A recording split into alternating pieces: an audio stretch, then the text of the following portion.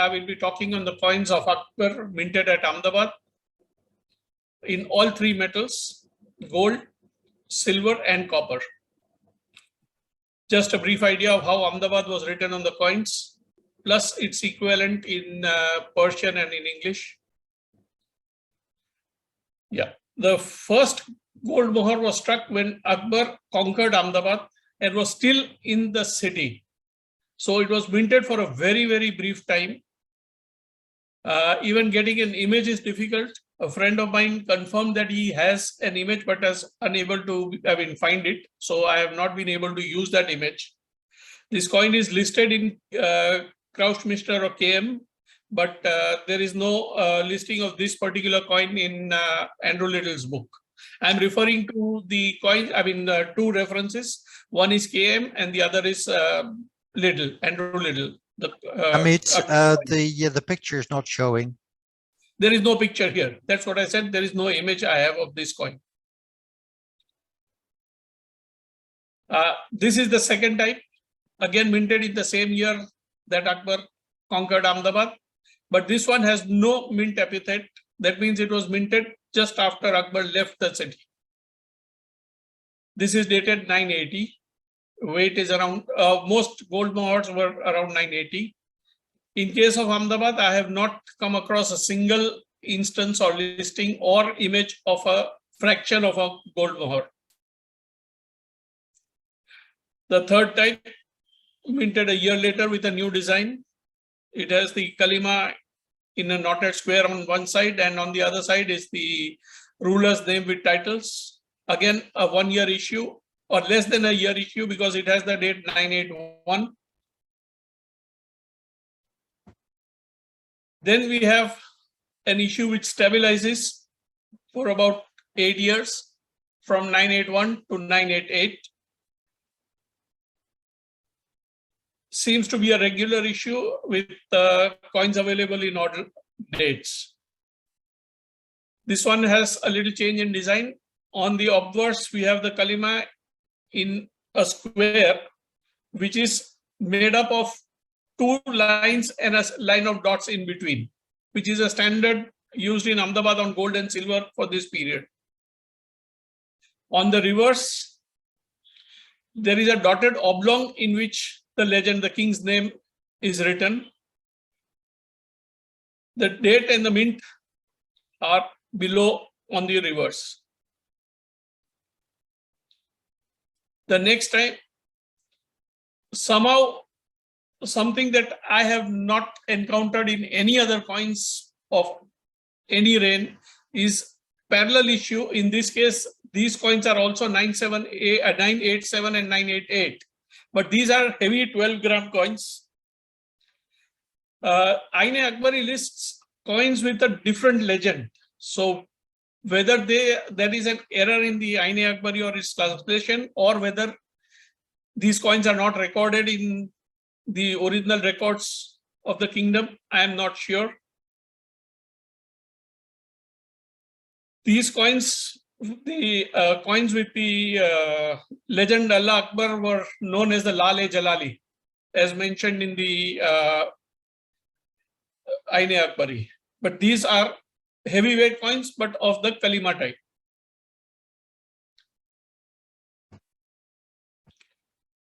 This coin, this mohar has been called out as a token by some collectors. Some say it's an original issue of the mint.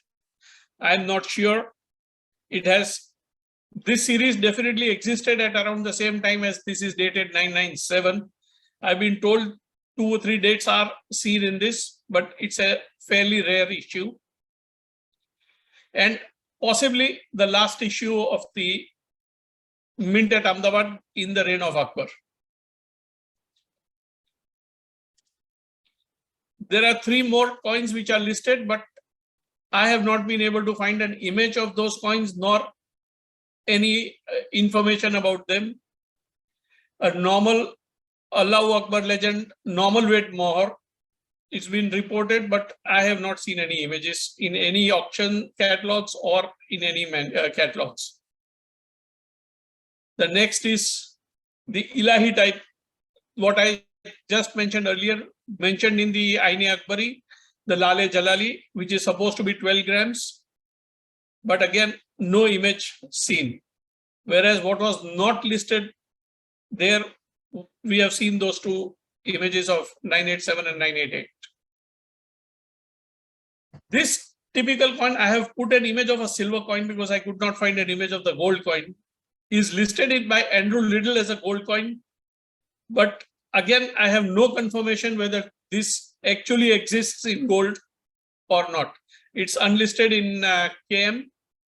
And I have also not come across a single image of this coin anywhere else. So that concludes the gold coins of Akbar from the mint at Ahmedabad. Now we come to the silver coins, generally the trade coins of the empire. The first issue spread over about 2 years running, but a total period may have been around 12 to 14 months and not longer, because Akbar invaded Ahmedabad, or rather Gujarat, sometime in the middle of 980. And 981, we have a different design also seen on the coins. So here, there is a single line square in which the kalima is there on the obverse. On the reverse, between two parallel lines, we have the ruler's name and the date, the mint name at the bottom on the reverse. In 981, spreading over into 982 for a very brief time, so less than a year issue, we have these coins with the mint epithet Dar al Saltanat Shahr-e-Muazzam. Yeah. On the obverse, we have the kalima, and on the reverse, we have the ruler's name, both within wavy circles. Pentagons, as some call it, wavy circles, as some call it.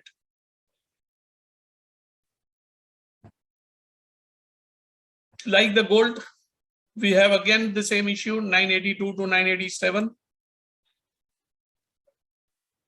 Similar to the gold coins of the same period.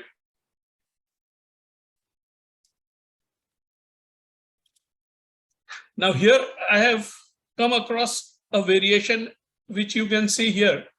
The way the date is written, the coin on top is a normal coin where you read the date from the left. The date reads correctly when you read it from the left, 982. The other coin, which clearly shows the mint name Ahmedabad and the date 982, but the date is read from the right. On Zeno, I also found a half rupee uploaded by some member there, which has the date written in the same fashion.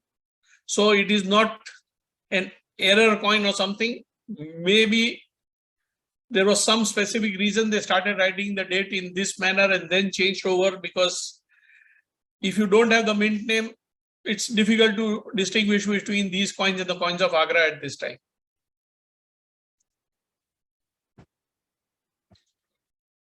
Thereafter, we come across a very odd issue, I would say, that Akbar had declared the Nuktavi millennium to be followed, which was 990. And the minting of all coins with mint names was supposed to stop at that time. Ahmedabad, like a few other mints, not many, seems to have ignored that order and continued minting coins, at least the silver coins, because we don't find many gold coins except that one or two which are, some people say, tokens and not coins.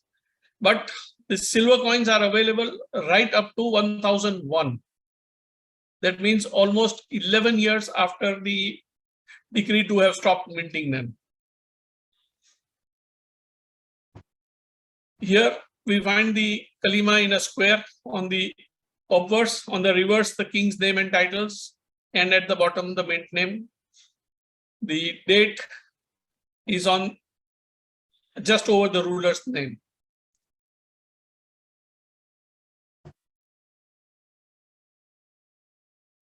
Now, when Akbar conquered Gujarat, the Gujarat Sultan ruler Muzaffar Shah III was taken prisoner to Agra. He somehow managed to escape from Agra in around 990 and reached Ahmedabad sometime in 991. Or maybe, yes, it was a long journey. He came via a number of places hiding, and he defeated the governor of Gujarat, the Mughal governor, and took over the reign again for a very brief period of a few months, spanning over 991 and 992. And coins were issued in his own name, but of the standard, not of the Gujarat Sultan or the design of the Gujarat Sultans. The silver coins were issued in the style of Akbar's coins. The coppers too were of the same weight standard as Akbar's coins. Here I have produced a rupee and a half rupee. The half rupee is not from my collection.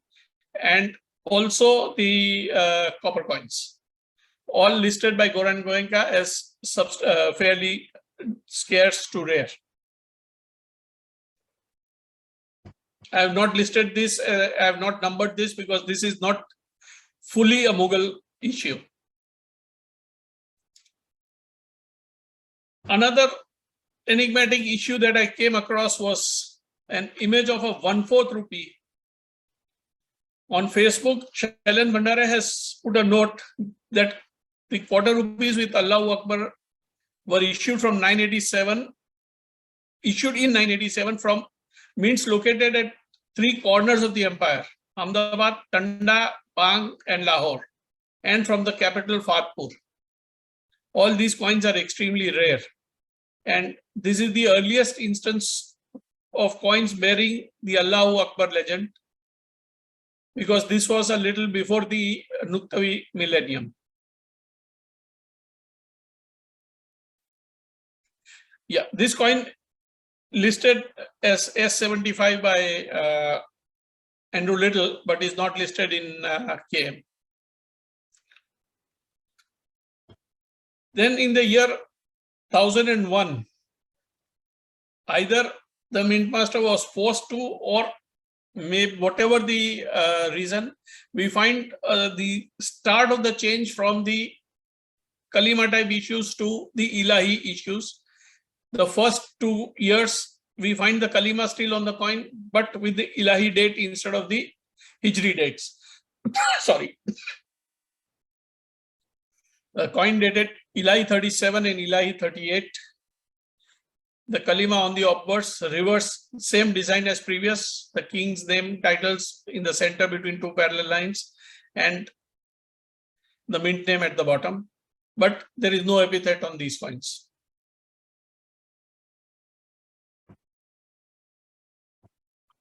Then somewhere in a few months into Ilahi 38, we start getting the coins with the full Ilahi legend, the Jal Jalalahu Allah Akbar on the obverse, and on the reverse, on top the month Ilahi, whatever the month, and on the bottom Zarab Ahmedabad 38 to 39. They spread over a period of around 14 months. The first coin that I have been able to find till now is Amardad Ilahi 38, and the last issue Sarewar of 39.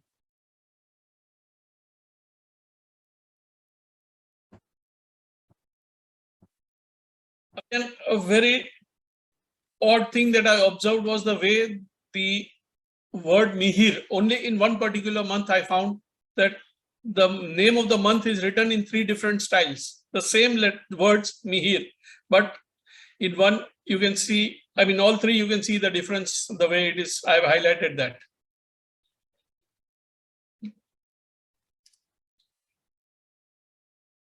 Then this is the longest silver issue of Ahmedabad, minted over a period of almost 12 years. Round coins, Ilahi type, almost the same features as the square coins that we just saw. The obverse having the legend Allah Akbar Jal Jalalahu, and on the reverse, the mint name, the month name at the top, the mint name and the year at the bottom. I have started collecting these coins by month, and detailed working has shown that during the 3 summer months, it is very difficult to find coins of those 3 months. That means from Mihir to Sarevar, these coins are extremely difficult to come across.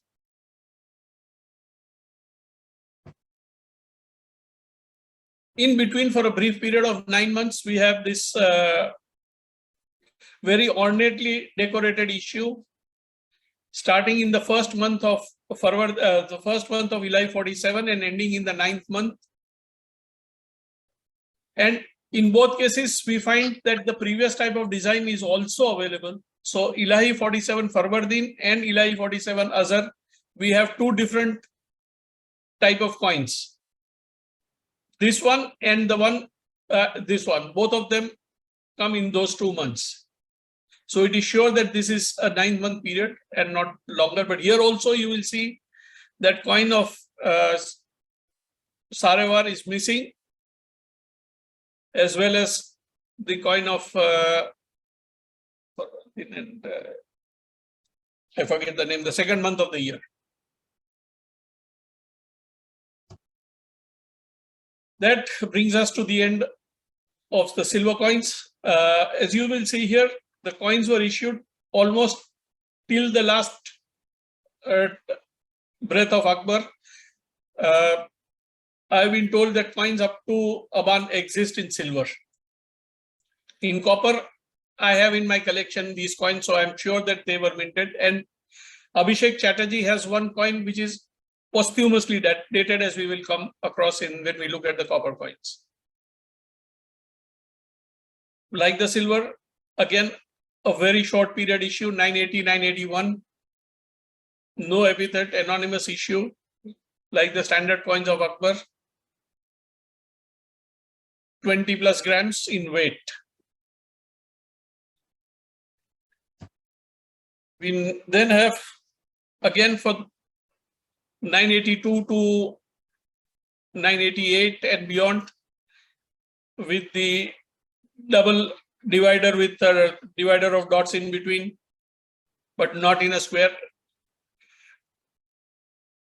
I have found a coin dated 992 also, not in my collection, but KM lists coins as far as 995, though I have not seen any image of such a coin.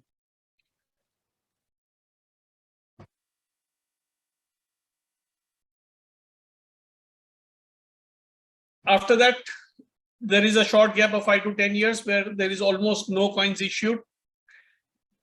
And then we see the advent of the Ilahi type coins in copper also.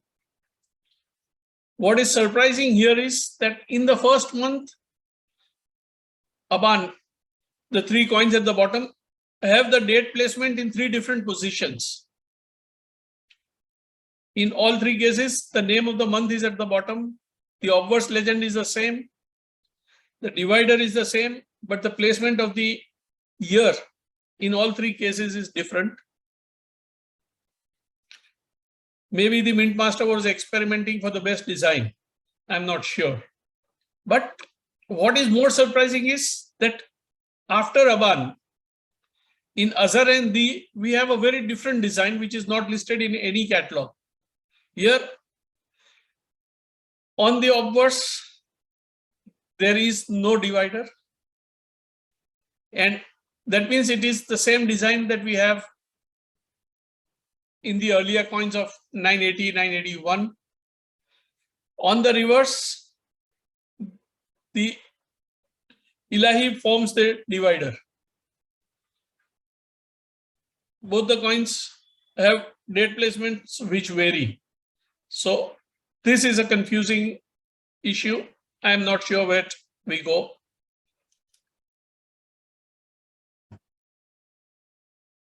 One of the most difficult coins to collect if you want the date and the month on the coin, because extremely difficult even to find images with the full date and the mint name and the month on the coin.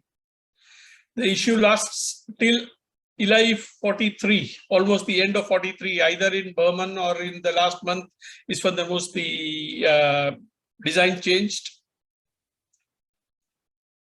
So from Ilahi 38 to 43 are a 5-year issue of copper coins. Fractions are also known.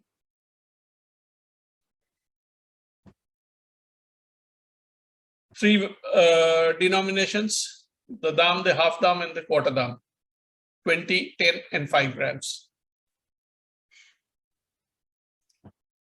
Now, there are two enigmatic issues. This issue listed by Little SC49 based on 6 coins which he says are there existing in the Prince of Wales or now the Chhatrapati Shivaji Vastu Sangrahalaya in Bombay. They have a weight of the Gujarat Sultan standards. That means 3 grams and 6 grams. It has no relation with the weight standards that are used in Mughal mints. I have been told that even 9-gram coins exist in this type, but extremely difficult to find. As per Little, the date listed is 39, and in the smaller of my 2 coins, I can see the date as 39. The bigger one doesn't show the date. One thing that comes to mind is that these were issues which may have been minted at the same time that the issues of Akbar in the mint, Delwada, were minted. And Delwada coins are also the same weight standard of 3, 6, and 9 grams. So I'm not sure whether they have any connection or whether these were minted for use in areas outside of Ahmedabad. But if so, why only for just 1 month? Because both these coins appear to have the same month, Azar.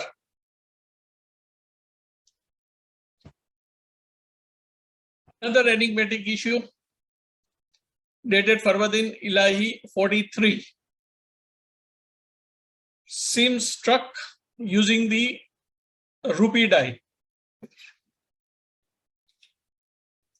Only a dam is known. I have not heard of any other denominations on this coin, nor have I seen a second image of such a coin. This coin is in my collection. Then we have a change, the Tanka series, where the legend changes to Tanka Akbar Shahi with the mint name at the bottom, and on the reverse, the date and the month at the bottom. Issued over 3 years for Ilahi 44, 45, and the start of 46. Because later months we find of the Tanki series, not the Tanka series. Sorry.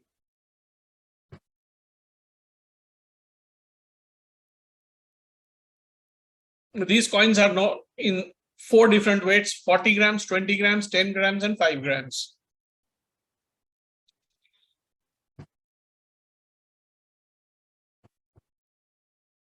Ilahi 46 starts the Tanki series, which is probably the first decimalized coinage of the empire, because 1 Tanki is 1/10 of a Tanka that we saw previously. The Tanka was 40 grams, the Tanki is around 4 grams. So these are multiples. 1 Tanki is 4 grams, 2 Tanki or 2 Tankis is around 8 grams, and the 4 Tankis is 16 grams. Only 3 denominations, but the decimalized coinage could have started around this time. As we also know that in some Akbar has coins which are a dasa, means 1/10 of a rupee, or we have fractions as much as 100th of a rupee.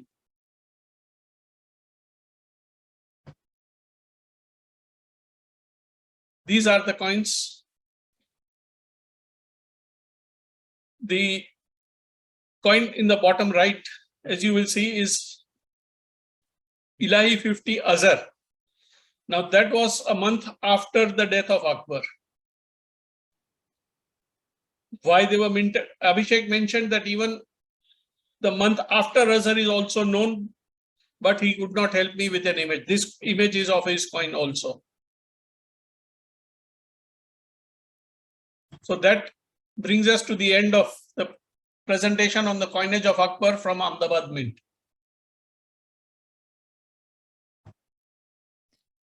That was amazing, Amit. I have seen so many rare coins in such a great condition in what is it, 30 minutes. I'm speechless. No, not really, because I'm never speechless. But I would like to thank you for this contribution, which kicks off the grand event in a way that is absolutely fantastic. And I hope you will get a good night's rest and leave fresh tomorrow. We have, before you leave, quite a few questions and comments in the chat. Some of them have already been answered, but most are waiting for an answer from the expert. The expert is you, Amit. So again, please continue. Yep, but okay, I'll start with the chat because I couldn't get out of this to the main screen. So let's start at the beginning. You're still sharing your screen. Okay, that's fine. Once again, yeah, that's it. Stop share. So now come to the questions.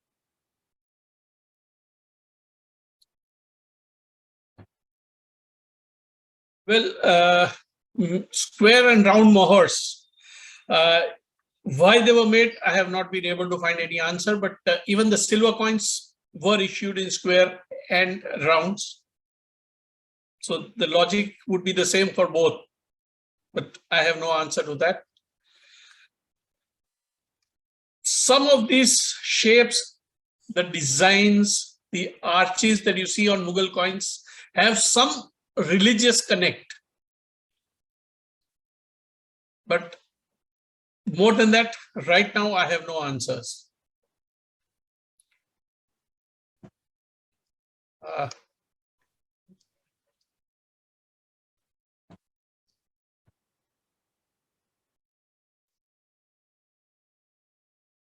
Avik, there are two schools of thought. There are people who insist that studying these coins across mints is always better. To me, as I started out, it was like that. I had collected almost coins from every mint the Mughals had minted from, except the extremely rare and scarce ones. But then I found that if I wanted to study them deeply, it was not a big help. So I decided to concentrate on not a single mint, but a single area, a region of Gujarat. And I am now focusing on the 4 major and a few minor mints of Mughals from the Gujarat region. Amit, so for Mughal coinage, for Akbar's coinage, did each mint operate pretty much independently? They had full autonomy, or was there some central direction saying that? No, it was always under central direction is my belief. But as you see from here, Ahmedabad seems to be a classic case where either the governor did not obey the central fatwas, because not only in Akbar, as we see that though mints were asked not to mint coins, Ahmedabad continued minting with the mint name and the date. Even in Jahangir's range, we find this. Shah Jahan, we find this in a number of instances. Even in dating, there are errors. I'm just working on that. That you find certain date combinations which are impossible to find, but they still exist in mints in Gujarat area. I'm not sure whether they exist in other mints, but what I have studied, I have seen that in Gujarat area, we have coins which are, you don't find the date in the year, I mean the date combination that should be there, but you find them in date combinations which cannot technically exist. Got it. Thank you, Amit. So let me read the next question so that everybody also gets a chance. Have these coins been found out in archaeology outside of their area of circulation? For example, China, Europe? Mughal coins have turned up in a fairly large area across the Silk Route, at least that what I know of. And if you forget Mughals, I was just a couple of months back, I got information that a coin which was not known in India, a coin of Baroda state, Anandrao Gaikwad, of Champaner Mint, was discovered somewhere in Central Asia. That is the first known coin, and till now also the only known coin. Because these were pure silver coins, so they traded outside India at least as at par as the silver value. So the next question is, what's the exchange rate between silver coins and gold coins during Akbar? I think it was 1 to 16. 15 or 16, I'm not very sure, but I think it was 16. But Jan there could maybe give his view on that point. I know that during Akbar's reign, 40 dams was a rupee. And that 15 to 1, 16 to 1 ratio almost remained the same till the 1800s during the British. Yeah. Why are there not much fractions for gold or silver for Ahmedabad? Were they melted or they were not required by the economy? It would not be possible for the economy not requiring silver. Gold, it is possible they were not, because gold was not a trade coin basically. But silver definitely was used for the larger trade. The probability is that most of these were melted away. And the more they were used, the more they were worn out. So the next question is, on the silver rupee that has the date in the wrong order, could it be that the dates rotated 180 degrees? The date in the same position was rotated 180 degrees. But this was manual engraving, so it's not that he used a wrong, he held the tool the wrong way around. These were manually engraved, so difficult to understand why that mistake was made. But one thought that had come to my mind was that maybe the engraver had come in from Agra. The design of these coins is similar to that of Agra, except for the mint name. The position of the date also at this time is similar. And maybe he made a mistake in the initial few coins, or maybe the die was engraved at Agra and sent to Ahmedabad. And then to differentiate the coins, that position of the date was changed. I would not be able to comment on that more than this. And maybe we have time for one more question. And may I kindly request Kavan to pull up his slides while Amit takes this last question. Peter, is that okay? We are trying to keep stay on time. Okay. So why is it that gold mohurs during the Ilahi era are not abundantly found from Ahmedabad, when earlier there was regular mintage of gold coins from Ahmedabad Mint? Again, no explanation for that. I have nothing. Okay. So, and then I'll ask maybe another last question. Just a sec. The only possibility is that maybe the mintage in the earlier series was such that gold was not required in the later days. Okay, and then I'll ask maybe try to fit in another question. Could majority of the population read the script on these coins? They weren't educated enough, to the best of my knowledge. Maybe the dates, yes, because the coins were discounted by the date, but there were enough shops in the market who could find out whether the coins were genuine, not genuine, whether they were current, not current.